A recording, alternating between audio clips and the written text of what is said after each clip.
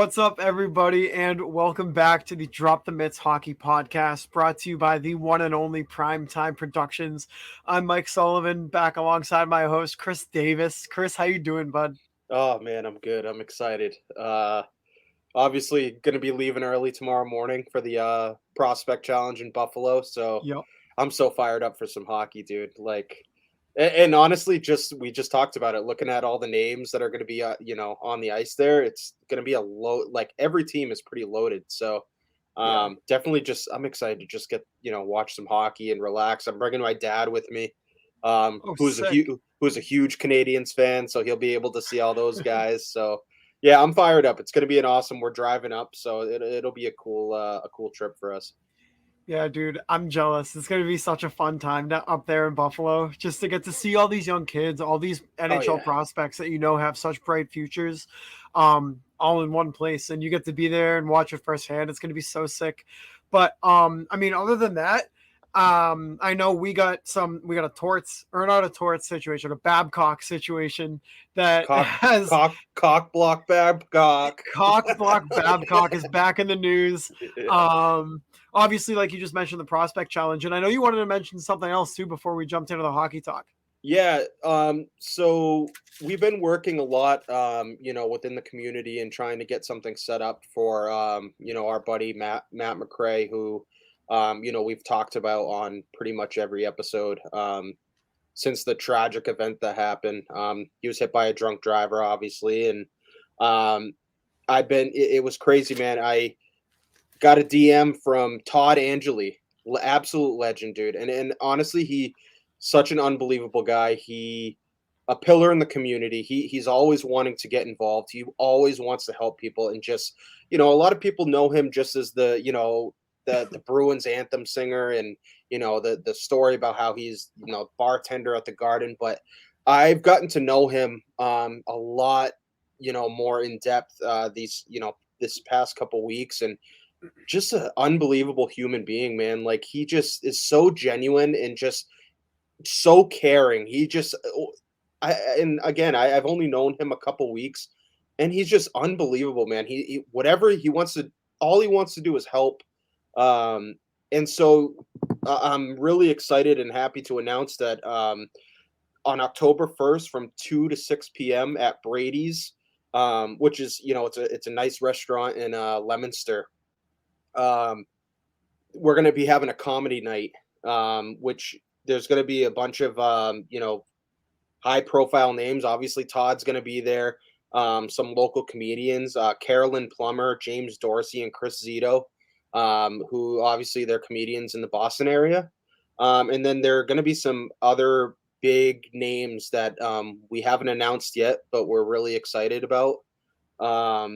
So the tickets are on sale now. I'm going to include the link to buy tickets in my bio, and then obviously in the podcast post that we make. But tickets are going to be $150 per person.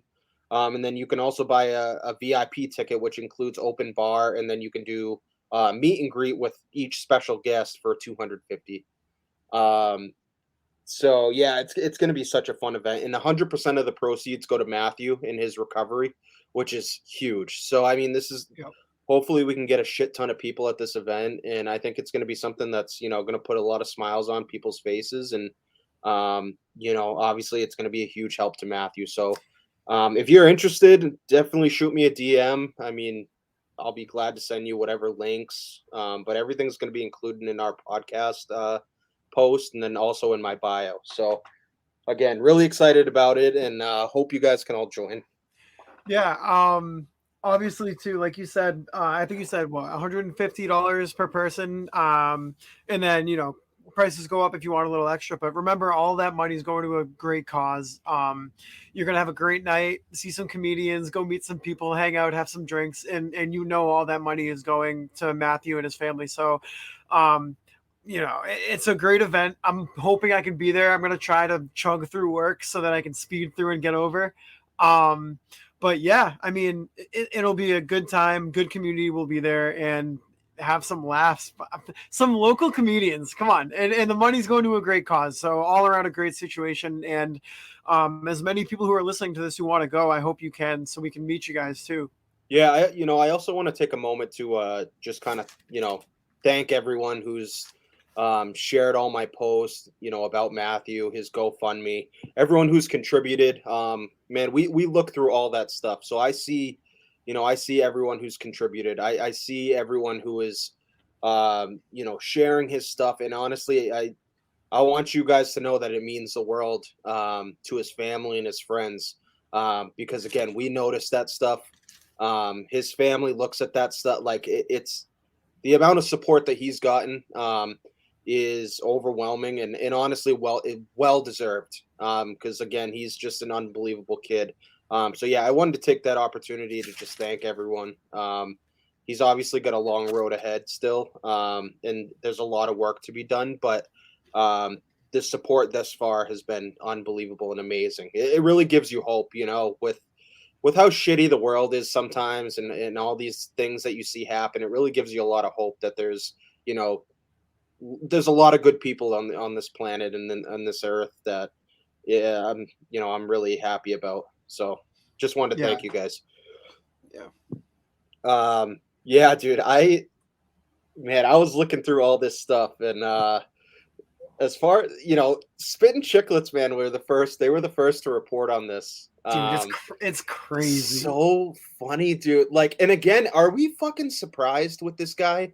No, like why does he keep his track record kind of speaks for himself. Like in the earlier days, right, of the NHL, like maybe a couple decades ago, that's normal. I mean, it's normal behavior from a coach, I guess, to act that way.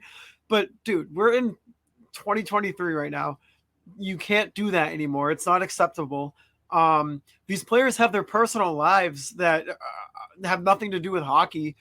And for a head coach to, put these players on blast and have them show their pictures in front of everybody in their what are you doing? What are you doing?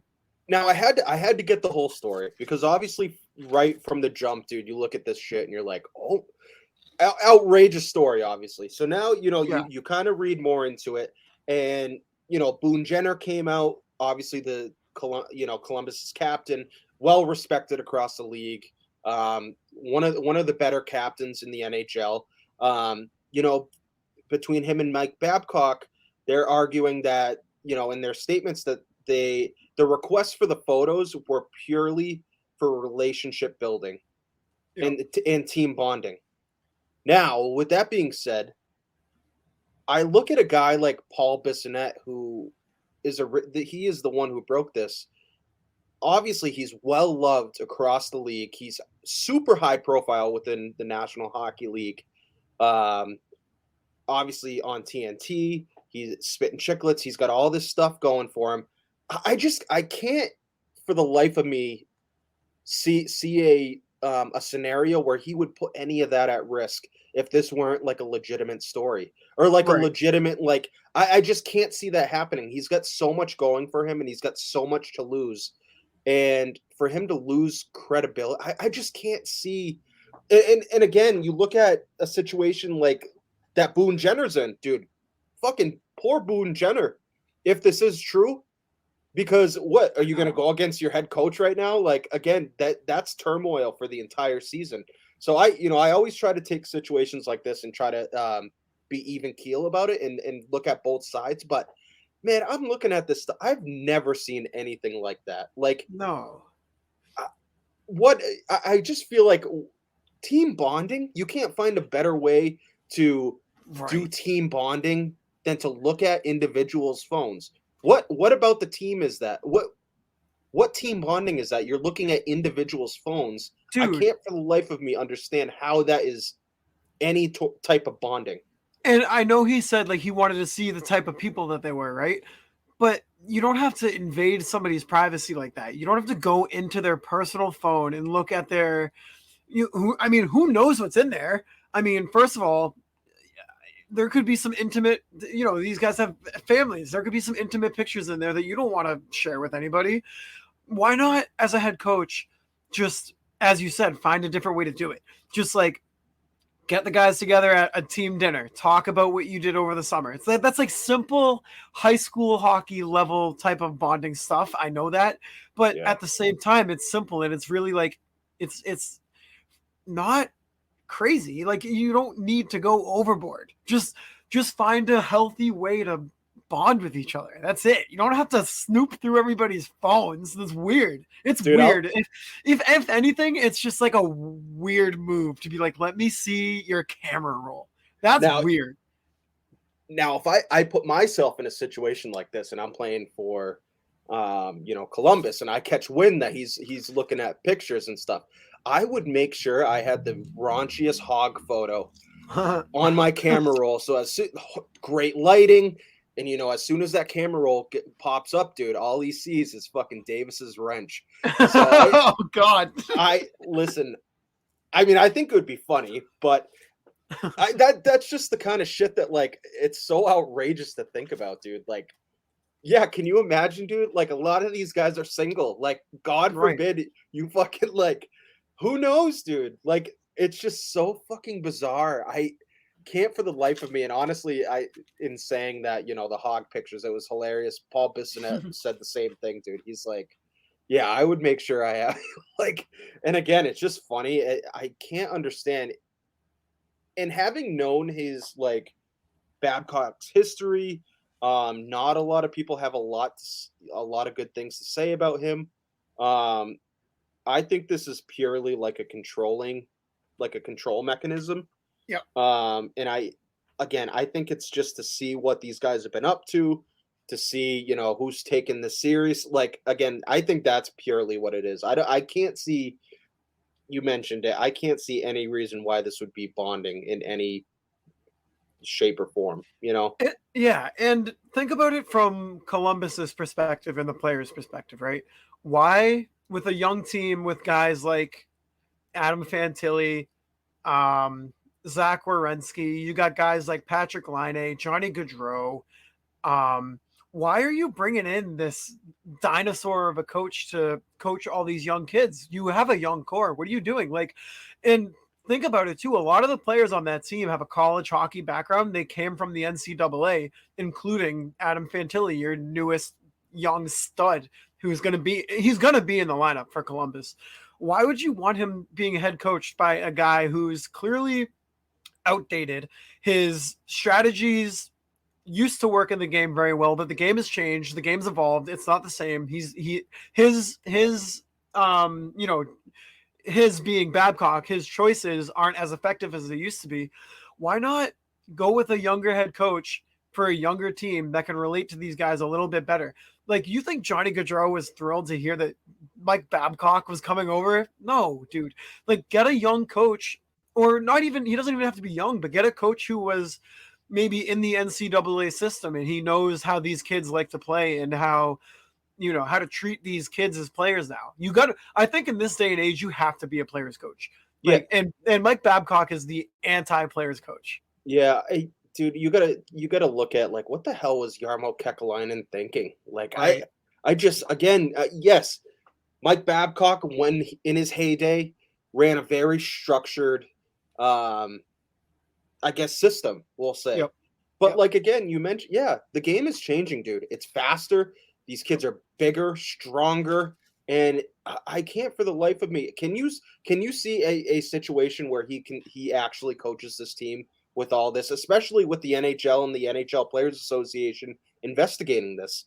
Like, do you think, I feel like this is going to be something that hangs over their head all fucking year? Yeah. Like, why, if I'm the GM, why would I wouldn't want that. That's going to be the story all year. And then you mentioned if they start failing and they start fucking playing shitty, and, again, you mentioned Fantilli's confidence, dude. Like, I would be fucking pissed playing on a team like this with all this shit going on. Yeah. I wouldn't want to be there. Like, 3 years, yeah, get me the hell out of here. Especially for a kid who is vocal about wanting to be in Columbus. Exactly. So, like, when was the last time that happened? I couldn't tell you. I don't understand it. I just, again, I look at this and, a lot of people on, obviously Twitter world, it's like, you know, Biz was getting roasted, but like at the end of the day, why would Biz make up, or any of the Chicklets guys for this matter, make up this kind of story? Like it just doesn't. It's a Yeah, story that could ruin credibility. Like I just can't see a scenario where if it wasn't a legitimate source from the team or a former player that like not even former player, a player could on the be Blue current. Jackets right now. Yeah, like why they wouldn't release that kind of story, dude, if there wasn't some sort of credibility to it. Right. Like, and they've been backed up too by other reporters saying like, yeah, no, like this is true. Like this happened. So like, there's no reason in the world to just make up a story out of thin air like that. Yeah. I know Biz likes to, stir up some drama, but he doesn't stir it up out of thin air. He'll bring it up if No, it's yeah. true. But Yeah, for sure. in terms of, because I was actually going to ask you the same question, if they keep Babcock along with them or not. And I mean, you got a month until the season, you got some time. If they're going to pull the trigger on that, they better do it soon, because you don't want to start the season and then, like you said, kind of start off on in the wrong direction and then pull the trigger on something like that. Like, do it. You know what? We all see the direction this is going in. Just do it. Just fire him. Just get rid of him. Yeah, I just again I think regardless, like I think this has already been such a big story to where like you can't sit there and tell me that this isn't going to hang over their heads the entire year. Then Right. you mix in the fact that if they start shitting the bed and they're not performing well, then it's going to spin into, well, yep, they should have fired him at the beginning of the year. He's not the guy. So I don't know. For me, I would just rip the Band-Aid off, like you said. Rip the Band-Aid off, and I can't understand why they chose him. I don't get it. I'm not saying that Yeah. he wasn't a good coach. He was. No one can deny that. But like, Was I though. don't know, dude. Was. Yeah, like for today's day and age, I can't understand it. It's very similar to like the Tortorella thing. Yes. I don't know. And like again, they're gonna continue to get hired, dude. You know They what? will, and it's weird. It I is. don't understand why. They're clearly outdated. The game has passed them. Maybe definitely Babcock more than Tortorella, because I think Tortorella catches a little bit, more heat than he deserves, because I don't think Tortorella is pulling stuff like this. I think Tortorella is just kind of like a crabby, grumpy old man. But He's cutthroat. He's very yeah, cutthroat. Yeah. yeah. But I feel like also there's times in the locker room where he'll crack jokes and stuff too. You know what I mean? He's not always like that. But Babcock, I can't see Babcock cracking jokes. Like, I'm sure Tortorella does some stuff to, like, you know, ease the tension in the locker room. Like, he probably does it in his own way, but at the same time, I'm sure the players are kind of looking around, when Tortorella freaks out in the room and they're like, all right, like that kind of loosened us up a little bit and like we're ready to go. But Babcock is just like, I'm sure there's guys in the room that are just like, oh my God, like this guy, he just doesn't get it anymore. Yeah. No, I look at, because when we were doing our Metro predictions, we were both really high on Columbus, and honestly, I don't think we were even taking Babcock into consideration with any of that. I think it was purely from like a roster standpoint. But dude, I don't know. Like I just feel bad for these guys. You mentioned like Johnny Hockey and Patty Line. It's I don't fucking know, dude. I just if it's me, rip the Band-Aid off. I love it. I always try to put, like, obviously we love the Bruins, and can you imagine if Boston hired a guy like this? Like, thank God they brought in like a younger mind, like someone who's like up to date with like the game today in Monty, obviously, and look at what it's done for them. Like, Coached in college hockey too. Yeah, like I just can't for the life of me understand why these guys keep getting hired. But honestly, we could go on all fucking day about this. Well, I was gonna say though, because you mentioned like us being high on Columbus and not considering Babcock, but as we were talking a couple of minutes ago too, it kind of, this thought crossed my head, and we've seen it before. Coaches getting fired can sometimes elevate a team to perform even better and kind of light a fire under their ass. And if I think if they do it right in Columbus, they have the talent. They got, would you say, maybe not above average goaltending, but at least average goaltending, not terrible. I would say goaltending is their Achilles heel right now. Yeah, exactly. But, But we could have argued defense, but that was without Werenski. You get right. Werenski back. You still got Adam Boqvist. You got David Jiricek, who hopefully will get some significant ice time this year. I think goaltending is probably their Achilles heel at this point. Yeah, and I think if they do get a new coach, then they could come out of the gates hot. I think that I really do. I really think they could come out of the gates hot if they get that fire lit up under their ass. Yeah, I think these are pivotal years to these kids' development, like as far as their game at the NHL level goes, and you're just gonna, I don't know, and again, who are we to say? Like maybe there's something that Jarmo Kekalainen sees, that we don't, and who knows? We'll see. I guess we'll see how it how it pans out. But obviously, there's a open investigation right now, so we'll we'll wait and see what happens. But yeah, dude. I'm going through our notes, and I wanted to bring up another thing that completely forgot about. Adam Lowry was named captain of the Winnipeg Jets. Obviously, I think we talked last week when Quinn Hughes was named captain. I'm not sure if we discussed that. I think it was a good move. I liked it. This one was, I'm not going to say shocking, but I just don't know a whole lot about Adam. I mean, I know Adam Lowry is a bottom six forward. I know he's a grinder type. He's a good player. As far as being named the captain, I was kind of shocked. I mean, it says a lot right now, and honestly, it brings up a lot of questions to me. As far as like Mark Scheifele goes, as far as a lot of these other guys that you thought maybe had a chance to wear the C, and they give it to Adam Lowry. What were your thoughts when you first heard that? So you said you weren't shocked. I was shocked.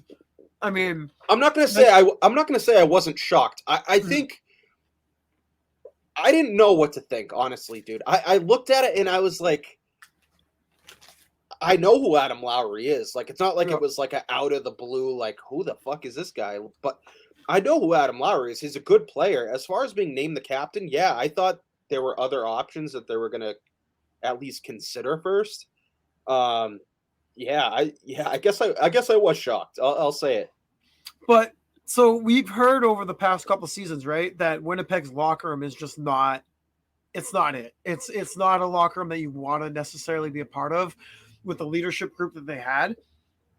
But I think it says a lot when a guy who's been there for, I think, let me count really quick. 1, 2, 3, 4, 5, 6, 7, 8, 9. 9 seasons in Winnipeg. He spent his whole NHL career with the Winnipeg Jets. He's never put up a season more than 36 points. So, like you said, he's a bottom 6 guy. But if he's a strong voice in that locker room and people respect what he says, he has a hard work ethic and people can follow his lead, then it's a good move on their part, because we've heard nothing but bad things about their leadership group, that it's not really respected, I guess, for a lack of a better term.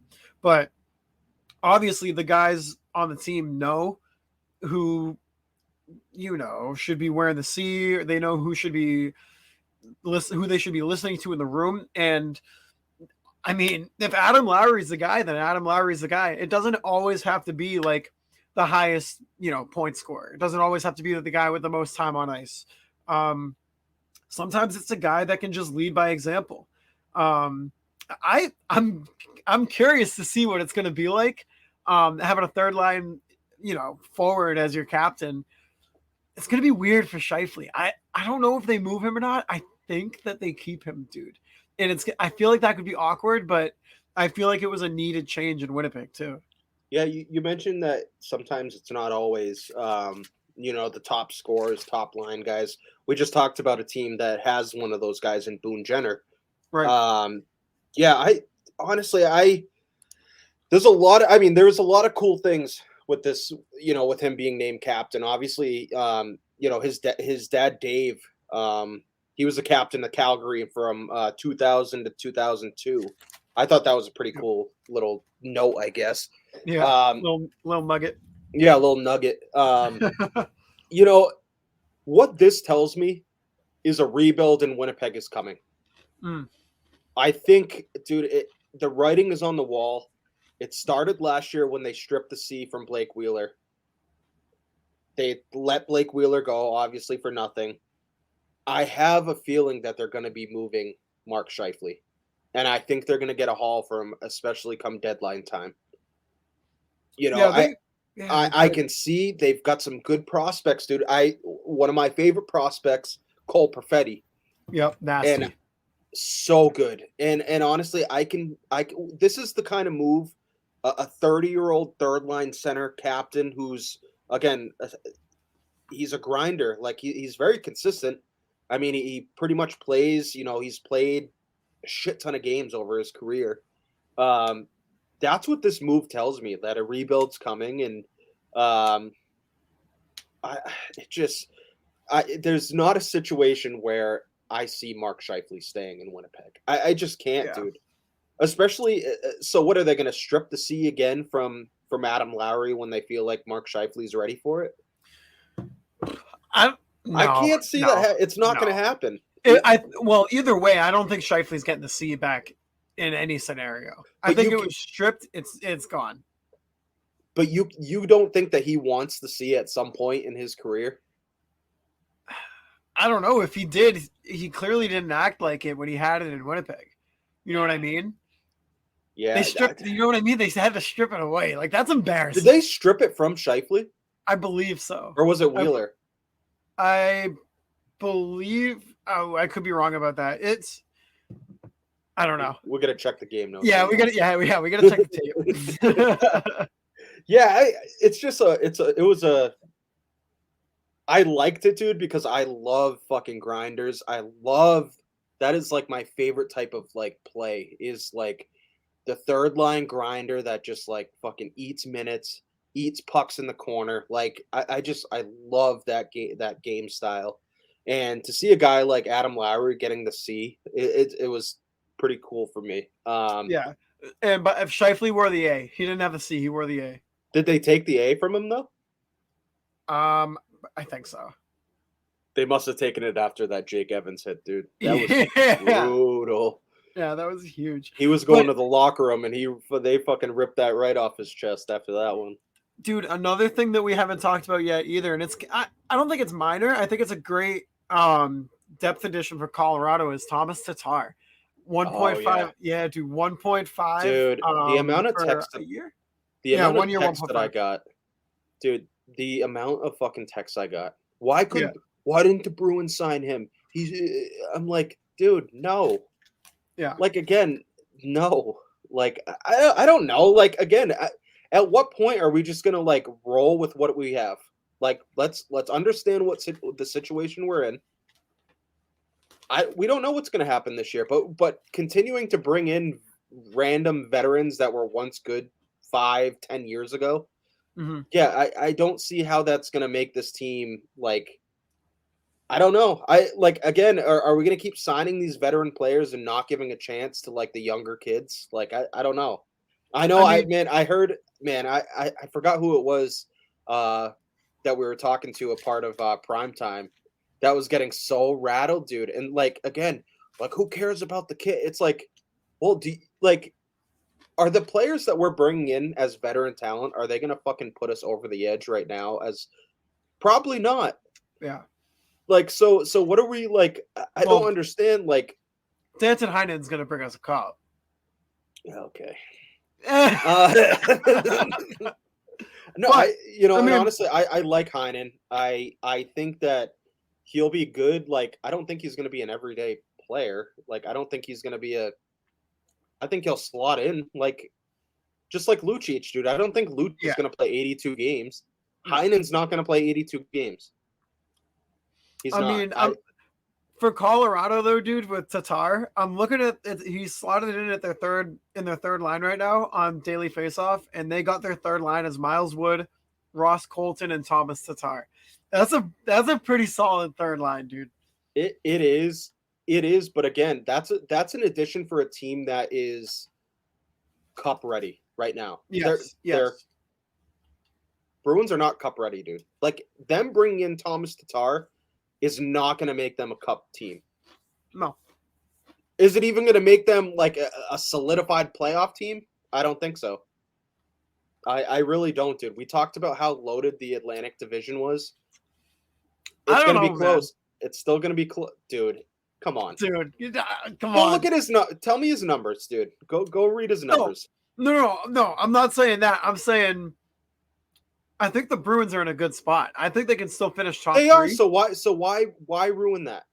Right. No, okay. So we're on the same page. Yeah. Okay. Yeah. Yes. They're in what I'm saying is they're in a good spot. Like, why are we bringing in another fucking veteran who was, he was good 5 years. Like, I don't know what his stats look like, prior to this. Obviously, we know he was a stud in Detroit, but he's bounced around since then. And I just don't see a scenario where it works out in Boston. Like, where would we put him? Like, there's so many other guys that deserve a chance in this lineup, and that you're just hindering their progression by bringing in a guy that, for what?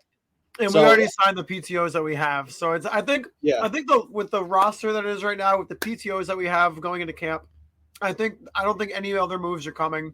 They're rolling with this team, dude. They're rolling with this team. I think we're going to see, I think we're going to see some players really stand out in this prospect challenge, and I think they're going to get a shot at the NHL level.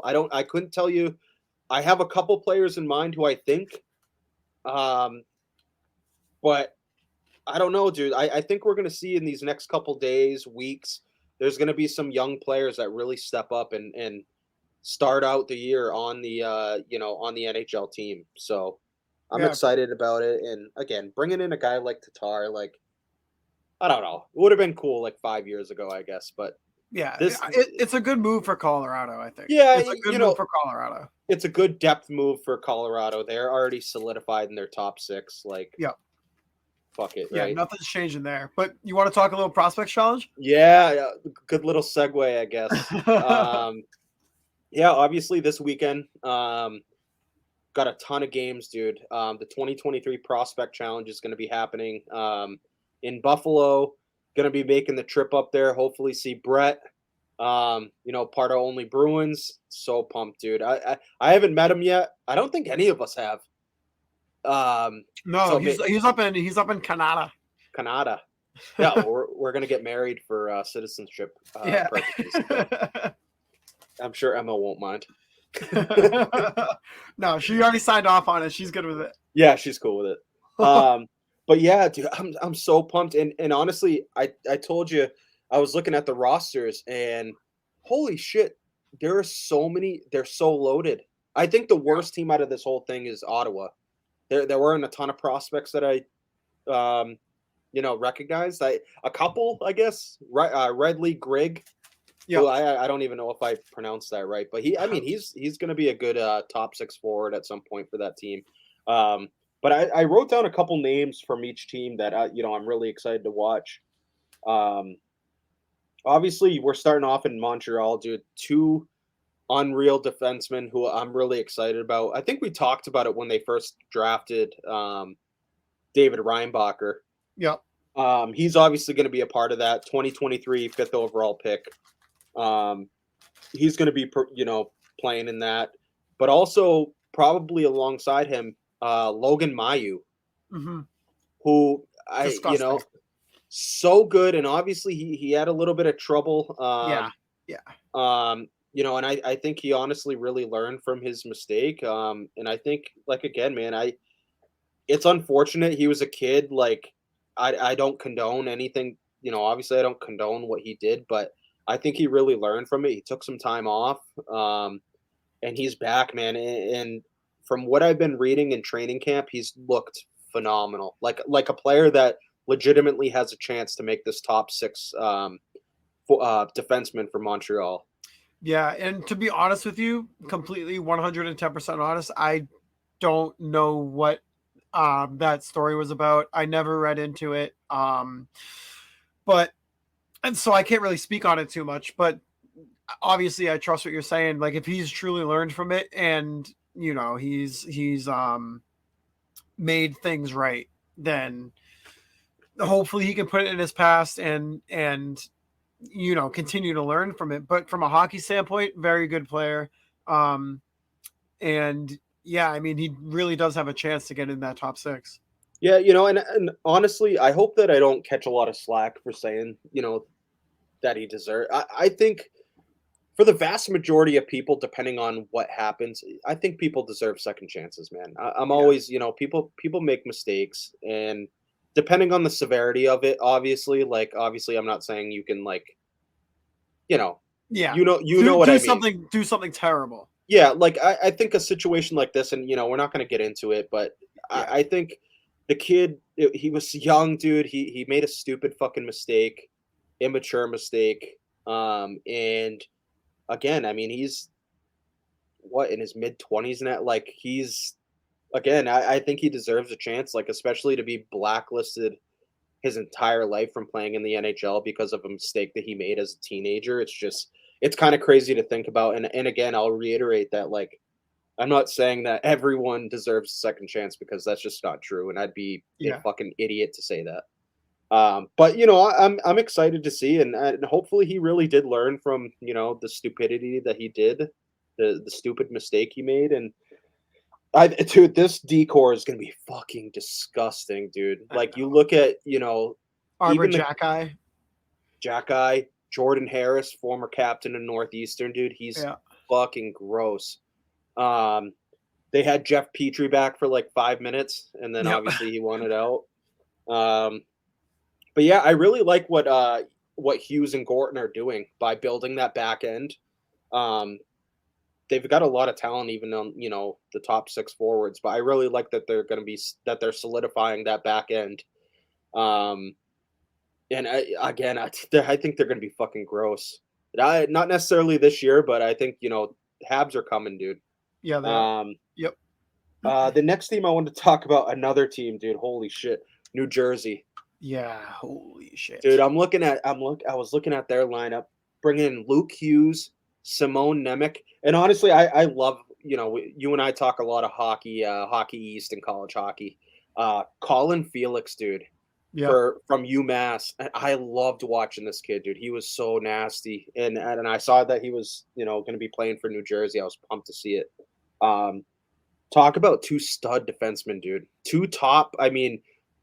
Top 5 picks, of the last however many years with Nemec and Hughes. I mean, that's going to be that's their top pairing. I mean, I'm so excited to see what they do. They're obviously both going to be NHL players this year. Yeah, and this is when you look at certain teams' prospect challenge rosters, this is where you see front offices drafting skills really come to fruition. 100%, dude. You can clearly see which teams draft well, which teams are kind of shooting darts at a dartboard. You know what I mean? Teams like Jersey, Buffalo, Montreal, they're drafting so well, and I mean, you see it firsthand here with the Prospects Challenge. You just gotta take a look at the rosters, and you can tell.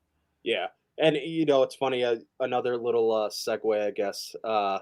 Talking about Buffalo, dude, and holy shit, I couldn't pick. I was looking at the names, and I could not pick for the life of me. So the 3 names I have: Zach Benson. Obviously, we had him on the pod. I think, dude, he was one of our first player interviews, and we talked to him, and he was so ready for this year. He wanted to make the team. He wanted to be in the NHL. He said he was ready, dude, and I'm so excited to see what what he does. Obviously, Matthew Savoy, yep, another high draft pick, I believe 9th overall. Another phenomenal player, dude. So excited, and Mel's gonna be really excited about this one. Zach Metza, dude, obviously yep. a Quinnipiac, solid player. He was one of my favorite players last year in college hockey. Just outstanding leader. He was so fun to watch, and I think he's going to be such a good fit in Buffalo. Whether he's on the Sabres or if he's in the American League. But those are 3 players that I think are going to be studs for Buffalo. And moving on to Pittsburgh. Obviously, this year's first round pick, Braden Yeager. He's going to be playing for Pittsburgh in the Prospect Challenge. Another name I wanted to bring up, Max Nemestikov. Mm-hmm. You might recognize him. He's line mates with Matthew Patois in Gulf Storm. Yep. And I think it's going to be interesting to see how he plays, how he's going to complement Patois if Patois doesn't make the team, if he ends up going back to Gulf Storm. And then a BC kid, Jack St. Ivany. He was a former BC Eagle. I'm excited to watch him. I think he's going to be another player that's going to hopefully make the team. I mean, he's really highly skilled. And last but not least, our Boston Bruins. Man, I was looking at this roster, and honestly, I want to read all the names because I know a lot of our listeners are, obviously Bruins fans. The names that I brought up, obviously the top three are Fabian Lysell, Yep. who again coming off a concussion. I'm really excited to see him back in gameplay. Prospect. And the next one, John Farinacci, who we brought in from Harvard. I'm excited to see what he does. Like, I don't think we really know. We from what we read, he's really responsible in both ends. He's a responsible defensive center. Yeah, So, I don't think he's gonna light up the score sheet, but it's those little, intangibles that you can bring to a game that help so much. Like, I mean, like we saw with, and again, I'm not comparing, obviously, but like you see with Bergeron. Last year, Bergeron didn't light up the score sheet. He had, I believe he had 27 goals, but he only had 58 points.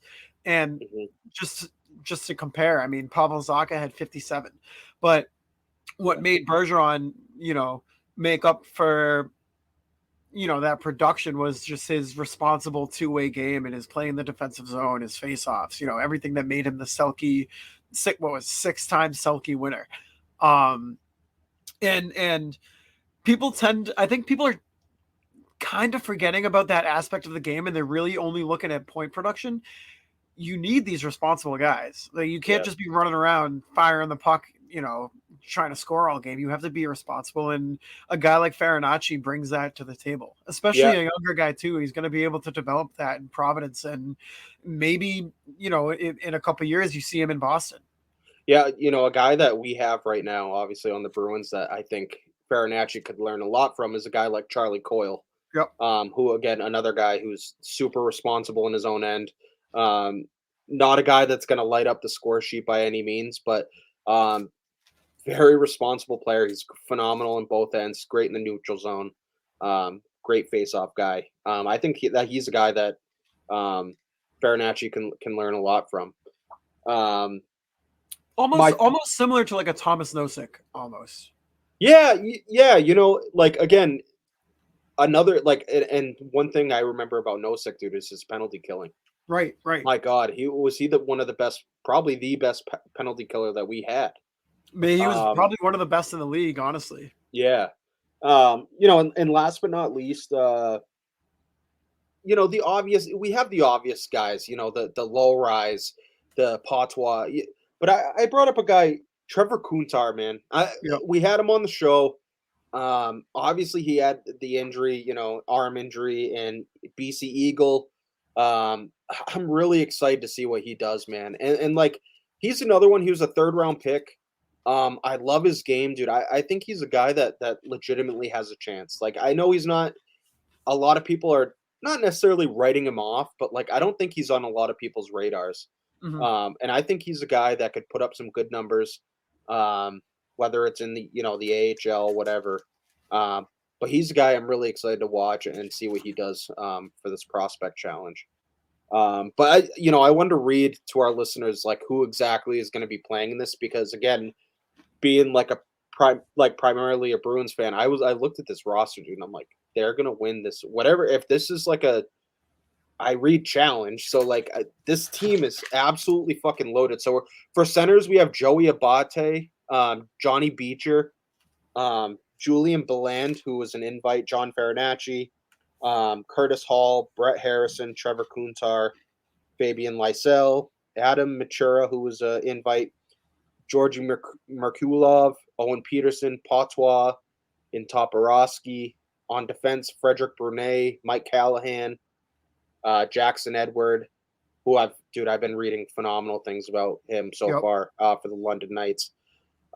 Mason Lowry, Ryan Mass, Ethan Ritchie. Man, Ethan Ritchie lit it up at development camp. He looks so good, man. Blake Smith, who was an invite, and then Graydon Seepman, who was also an invite.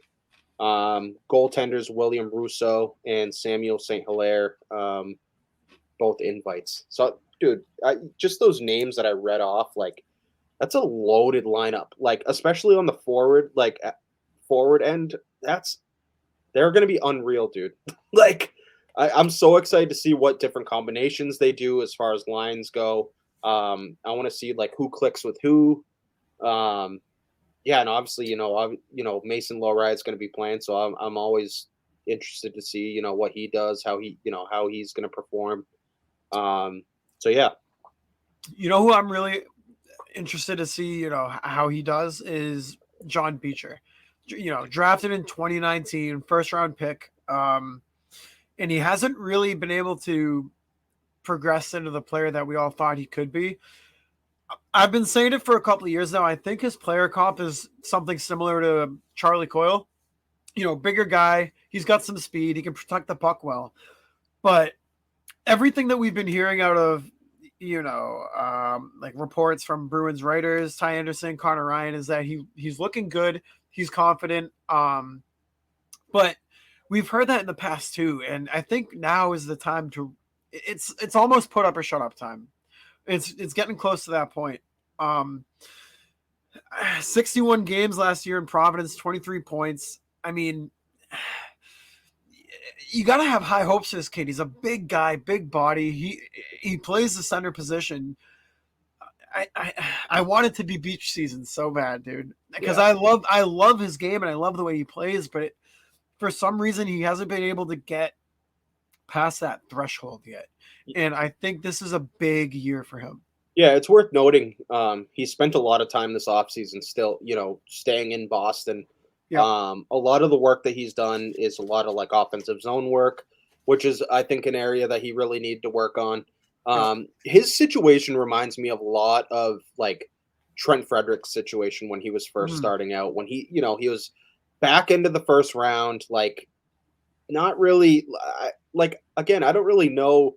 Obviously Trent Frederick was by no means a fighter, I guess, right? Until he was on his last leg at that point, right? Like we kind of were at the same point with Trent Frederick that what are we going to get from this guy? Like, and we didn't really know, like, is he going to be a top 6 forward? Like what exactly? And I hope to God, dude, it doesn't end up being the same thing where Johnny Beecher feels like he has to, drop the mitts and like fucking be a fighter for this team. I really hope he ends up being like a legitimate power forward. And I'm not saying he's going to turn into that. And honestly, I don't even think Trent Frederick at this point is that. I think Trent Frederick will drop the mitts when it's warranted and when it's needed. But I mean, he put up 17 goals last year. Yes, he played with Charlie Coyle and Taylor Hall, but I think he's really turned into a legitimate bottom 6, like consistent bottom 6 forward. Yeah, I do too. I think he's transitioned a little bit away from being a power forward, and I think he's more of a two-way guy. Yeah, 100%. I think his game is trending towards that. But in order for him to get noticed by, Bruce Cassidy, he kind of had to play that power forward role. Yeah, absolutely. And I think we all knew too that wasn't, what he wanted to bring to the table. Right.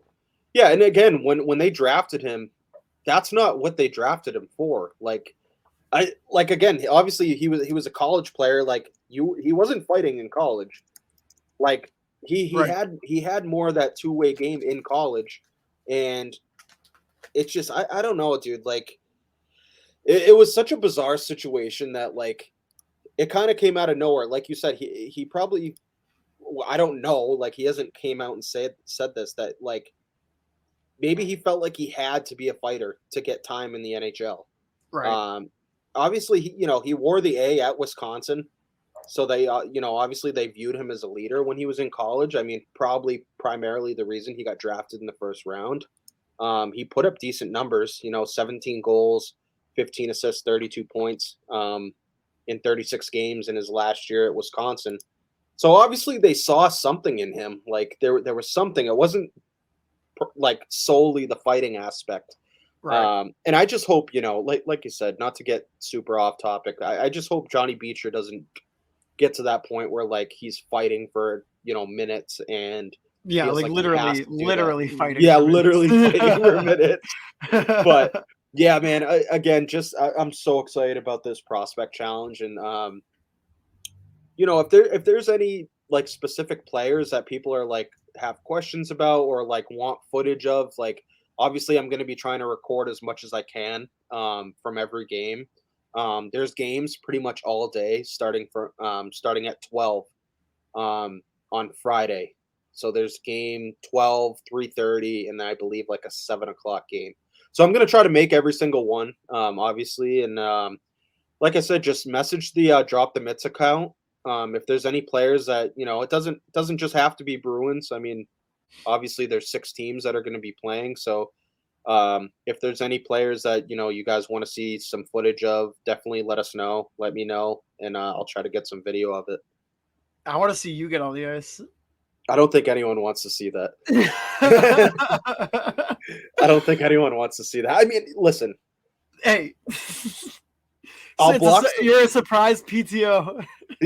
Dude, I would have a very similar game to PJ Stock and EASHL. So, dude, speaking of, dude, me and Tedisco and I, we did do streaming. We were so bad. I think we were 0-10. No, you guys lost 10 in a row. Dude, we were both zoinked. And we were pounding creamskulls. And yeah, dude, by the end of the night we went and looked at the record, and it was like 0-10. I think we had like maybe 6 goals the entire time. But we were having a blast doing it, dude. And we were just crushing people. Obviously Al Pacino was, out there causing havoc, and it was a lot of fun. I know we're going to get smoked by you guys. Actually, there was one question in the DMs that I do have to answer. It's who was the better EASHL goalie, Brett or Ace? I'd like to get your take. I think I know. I've watched enough of them. I think I'm going to go with Ace, dude, to be honest. I think they're very similar, but I think Ace is a more technically sound goalie. Yeah. He's got great fundamentals. Yeah, and I just want to piss Brett off, so I'm gonna go with Ace. They're so similar, dude, but I think Brett has he's almost like more of a Tim Thomas style, and he's kind of like flying all over the place, but he makes the saves too, so I don't know, it's entertaining, but they're both good. So I would take either of them as a goalie on our squad, but if I had to pick one right now on the spot, since you went with Ace, I'll give Brett some flowers, and I'll say Brett. Yeah, Brett's also a loose cannon like Tim Thomas was. Yeah. So that's a pretty good comparison. Yeah. So yeah, man, without further ado, we have an awesome interview right now. Gavin McKenna, 2026 draft eligible. I mean, right now, hockey analysts are already saying that he's going to be the clear-cut number 1 pick in 2026. Go look up his highlights. Go look up his highlights. Go look up his stats on Elite Prospects. He plays for the Medicine Hat Tigers and in the WHL, and is just absolutely lighting it up. Not to mention he is 15 years old. Yeah. And this kid is, man, when I ever came across his highlights and was watching, I couldn't for the life of me believe that he was this young and tearing up the Western League. Yeah, I mean, just like a little sneak preview, a little snippet from the interview. He said he'd been skating since he was 2, and I couldn't even walk when I was 2. So, like, that should just give you an idea. I still struggle to walk, dude. Yeah. Oh, I'm bumping into walls every day, dude. I don't know what I'm doing. Yeah, obviously, he's his own player. Cousins with Connor Bedard, worth noting. Pretty cool. Pretty elite company, dude. They got some pretty good genes in that family, and I was just gonna say good family genes. Yeah, and there's us. So, without further ado, we bring you Gavin McKenna. Thank you, guys. Thank everyone. Welcome back to episode 12 of Drop the Mitts Hockey Podcast, brought to you in partnership with Primetime Productions. We are joined by a very gifted hockey player, one of the best of his age groups, an unbelievably talented kid, Gavin McKenna. Gavin, how you doing, buddy? Doing good. Thanks for having me. Yeah, of course, man. So honestly, I wanted to ask you about how's the off season been going? How often you been on the ice, and what other kind of things do you enjoy to do during the off season? Yeah, it's been a good summer for sure. I was out in Michigan training there at the development program for a bit, and then in Kelowna, in Vancouver, I was kind of all over the place skating. Probably some weeks it would be like 7 times a week. Some weeks it'd be just like 4 or 3, and then training 5 times a week usually.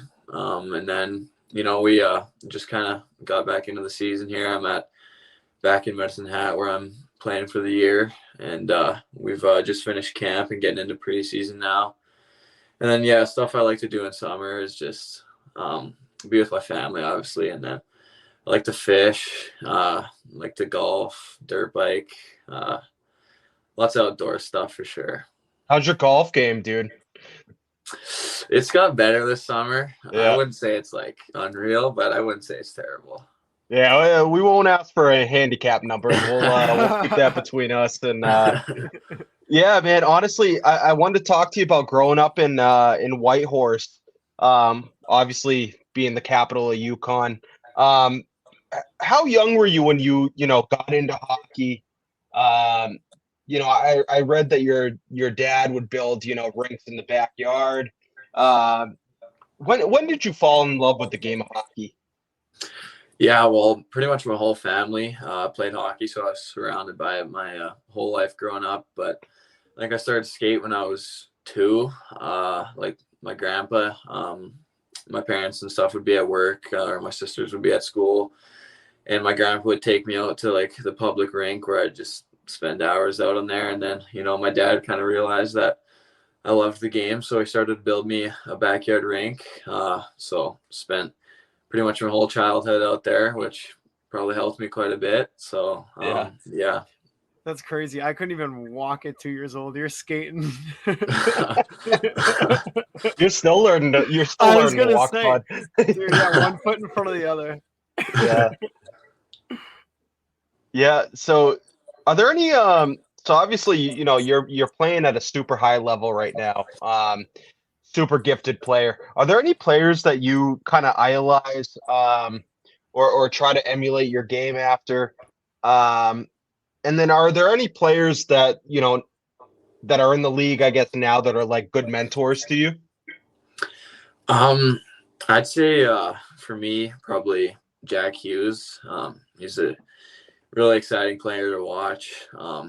I've been lucky enough to train at the same gym as him, so kind of get to see what he's doing every day and stuff. And yeah, it's just the way he plays is just so like modern, I guess. And it's like he's such a good skater. So try to just do what he does and watch him all the time and stuff. He's a unbelievable player. Yeah, man. What would you say? Obviously, because you're still developing your game, but what's your play style? How would you describe it? I'd say I'm definitely a playmaker.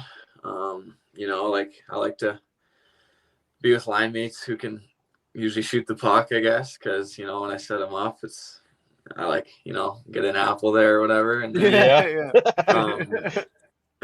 and then I feel like I'm a pretty good skater, and then I say I have a decent shot too. I can score sometimes, but I'd say my main thing is definitely playmaking.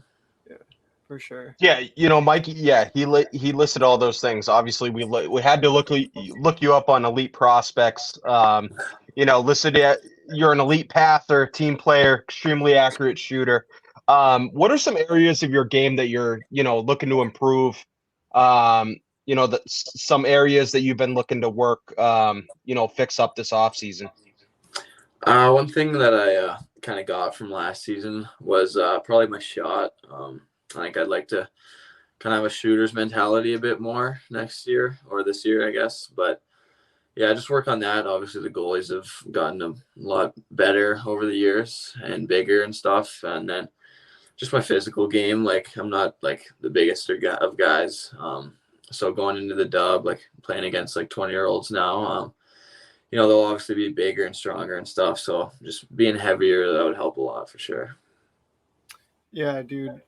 So you're going into your second season in Medicine Hat.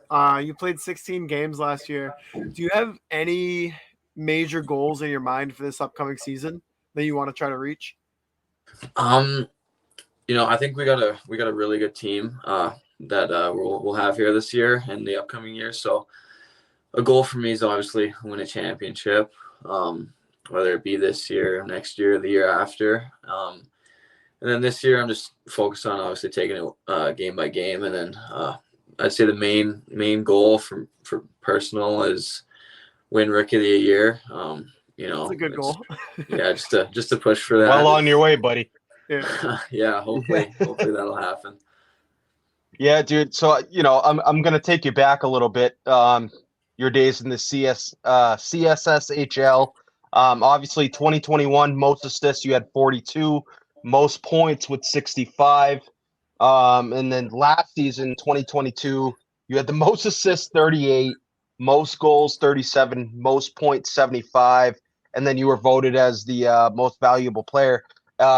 Absolutely dominated this league. What exactly went right for you? And what were some of the things that you really took from that year that you're going to take to this year?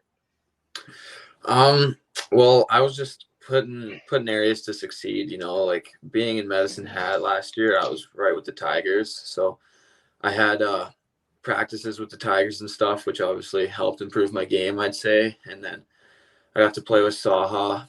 And then just, being with good line mates and stuff. Like I was on good teams both years, really successful teams. Like lots of guys are going to be playing junior this year on both of those teams. So, I got to give lots of credit to my line mates and just the positions I was put in, like getting power play and stuff, all of that. So, yeah. That's awesome, dude.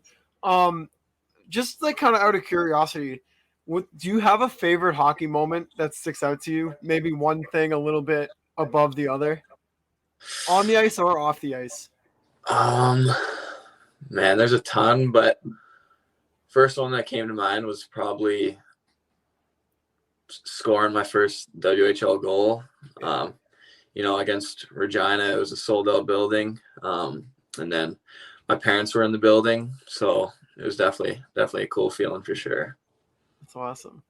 Yeah, dude. So you mentioned Regina. Obviously, your cousins with Connor Bedard, and being cousins with him. Obviously, he was the number one pick this year. Very highly touted. Along with yourself. Is there any advice that he gave you? What to expect at the next level and exactly like how to have success at the next level? It wasn't like he wouldn't give me tips, but he just like come for me. Like he'd just kind of tell me like, just don't really worry about the pressure and stuff, I guess. And then, it's like a distant like cousin relationship, I guess. So, we've only talked a couple times like through text, and we obviously talked after the game. Like he's just such a genuine guy. Like he congratulates me after all my success, and then I congratulate him after all his. So yeah, he's just a really genuine guy and a great guy for sure. Yeah.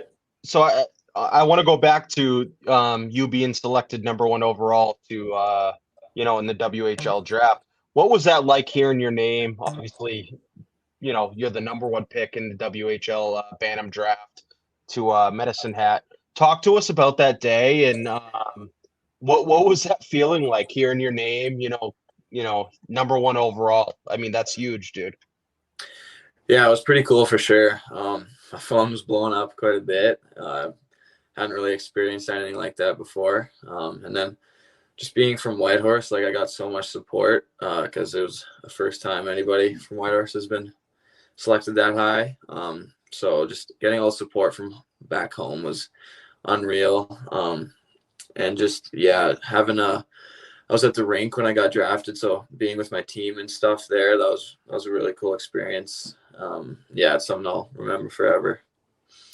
Yeah, man. So you said, you like to emulate your game after Jack Hughes, but did you have a favorite team maybe growing up that you just, like to watch? You sat on the couch, saw how they played, took some tips from them, like favorite team growing up? Yeah, my favorite team to this day still is Chicago. Nice. I loved Patty Kane growing up, still do. And then, yeah, now we got Bedsy, so yeah, yeah, it's pretty sick. It all worked out. Yeah, dude, everything comes full circle. That's so crazy. Man, I have a feeling. Honestly, I have a feeling they're going to be turning it around pretty quick. And I mean, who knows, man? By the time 2026 rolls around, like maybe we're talking Gavin McKenna in a uniform too. So yeah, that'd be unreal. Obviously, like I mentioned, you're not draft eligible till 2026. But talking to say we're talking to like GMs or coaches in the league, what kind of person off the ice and what kind of player can these executives expect to get from a guy like Gavin McKenna? Yeah, I think off ice, I'm a pretty energetic guy.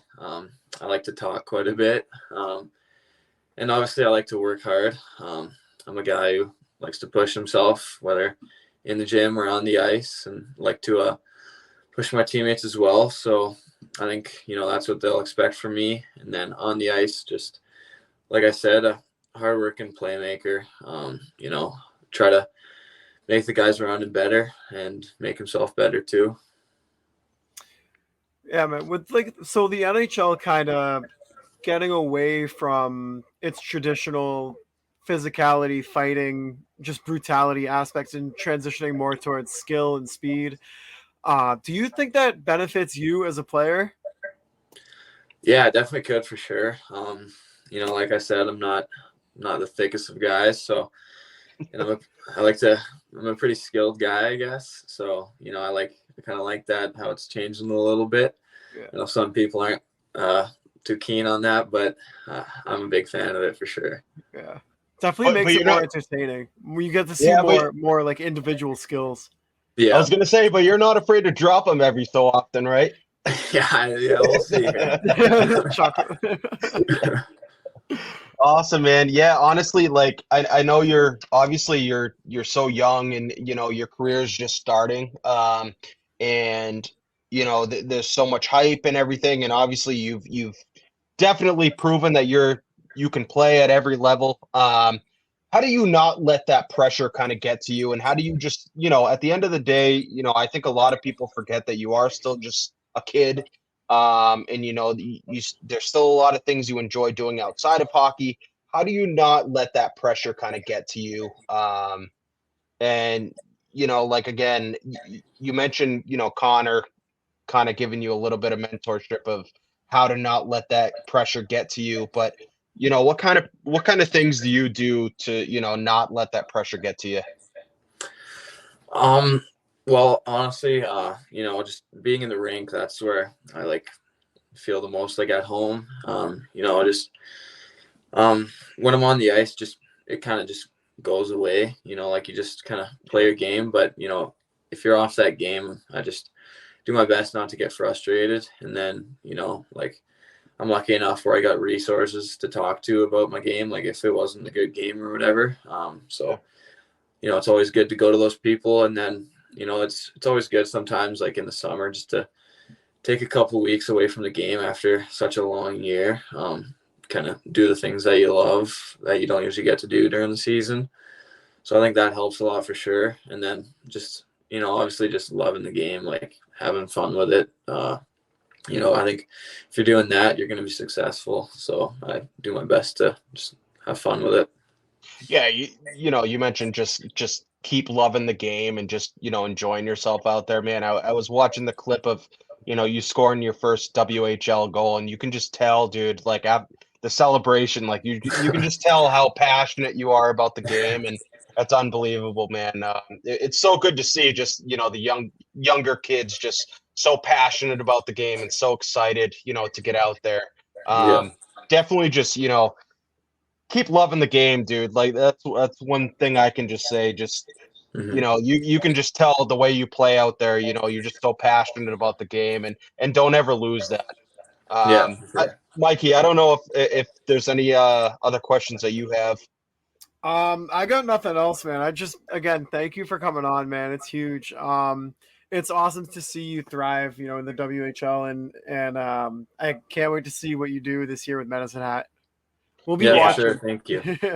Yeah, dude, we were so excited about this interview. So honestly, we can't thank you enough for coming on Drop the Mitts, and honestly, wish you nothing but the best this season, buddy. Thank you very much. All right, man. Take care. All right, you too. Take care, bud. Yeah.